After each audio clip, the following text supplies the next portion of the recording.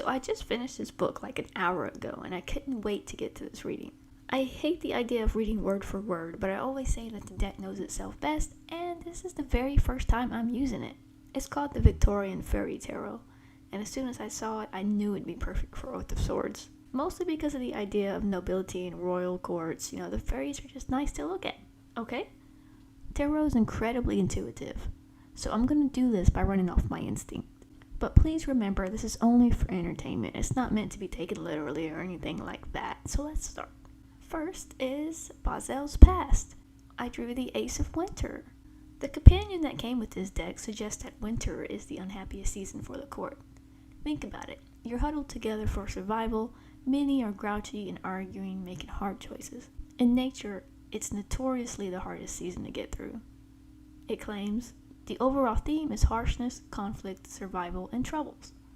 I believe it has to do with how the book starts. His father is trying his best to make Hergrim great again, but the more savage lands are making it hard.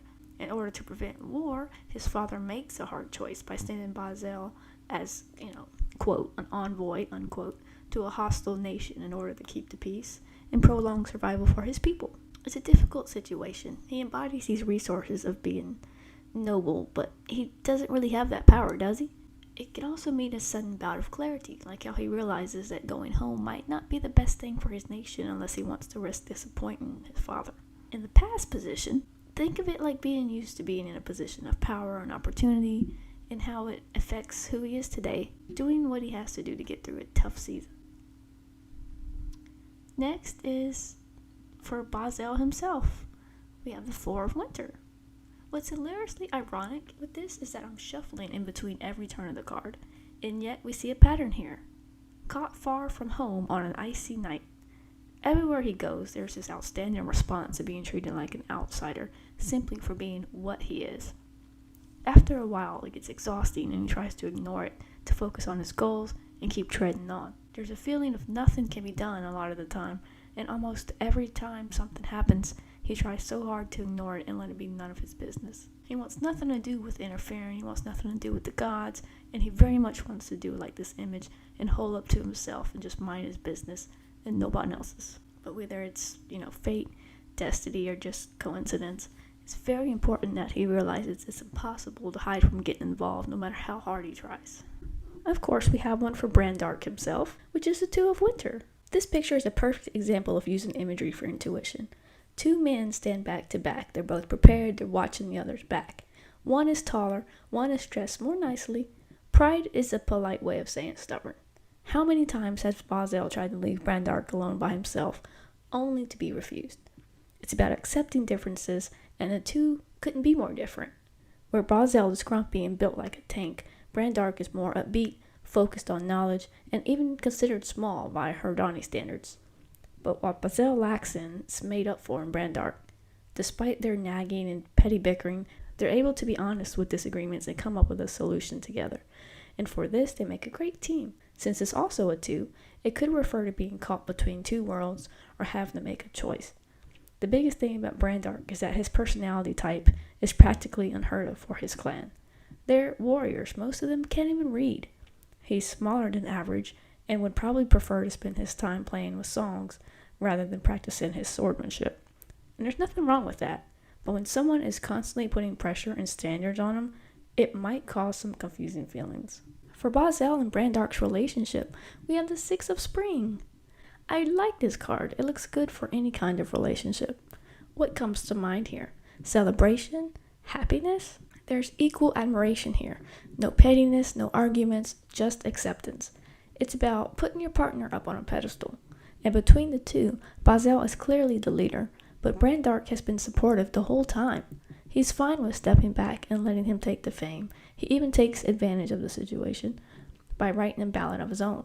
They constantly help each other progress, and I know for a fact that without the other, they couldn't have gotten this far.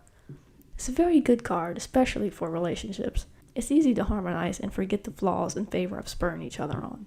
And of course, I had to include a message from the gods, which would be the Eight of Spring. Now, they have a goal. Bahzell needs to accept the advice and focus on discipline in order to stay focused and achieve ultimate success. Things might start getting serious soon, and he might feel the pressure to do the right thing. Channel the help from outside and listen when it comes to things he doesn't know. Don't be rash and impulsive. Stay true to yourself, but do something quick. It's all about speed and being swift, but being adept at the same time. Most of this we already know. Tomanak is trying to instill this into his brain, but it's going to take a while. Which leads us to the major challenges. 4 of Spring. Don't celebrate too soon. Be careful of getting distracted when things start looking easy. It can also be an unwelcome homecoming. Maybe you'll go home only to find that there's a certain disconnection now, and no matter how much he wanted it, communication or understanding is making things difficult. Don't be cocky. Be careful of doing whatever you want without thinking about the consequences or how it affects people. On the other hand, maybe it means the opposite. Maybe he'll go home and be celebrated and welcomed back with a big feast, making it really hard to want to leave again when something important comes up.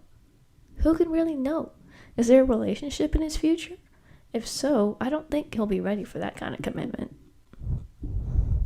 How do we overcome them? The Queen of Autumn knows. Remember that there's abundance all around. He has to be better by example. Share with the group. Protect those that can't protect themselves, and he'll never feel bad about his choices. If it's something he doesn't need in his life, he needs to let it go. Pay attention to what people deserve and use your judgment accordingly. Respect those that know better, but know that you can't please everyone. Inspire somebody who needs it, someone who looks up to you, but be careful of smothering others with your own opinion and not letting them form their own.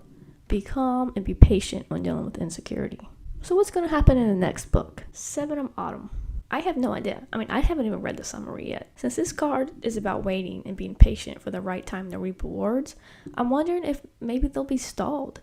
Maybe something will come up that forces them to take longer than they wanted to. This is a very good card, but it doesn't come easy or fast. Hard work will be rewarded when the time comes. Maybe a decision from the previous book will come back to pay off. If we were waiting on something to happen, we might be waiting a while. Maybe it means that not much will happen, but maybe some groundwork will be laid out for future books. Are they going to make it home in the next one? King of Summer. I don't put a lot of stock in the simple yes or no answers when it comes to tarot, but traditionally this card says it's a yes. It's an automatic authoritative figure, but someone who's still kind, caring, and friendly. It's going to be an emotional ride when he does, and an instant reminder of the loyalty and love that he felt. I find it hard to forgive someone who'd send me away as a hostage, but maybe if it can be explained logically, an emotional bond can be formed. Maybe his father will be proud of how far he's come and the person that he's grown to be, especially being in service with Tomanak now. You can't do everything alone, and maybe his father will have something that could help him on his journey. So what do you think? Am I right? Am I even close? I'd like to read the next book just to see how close I've come to the mark.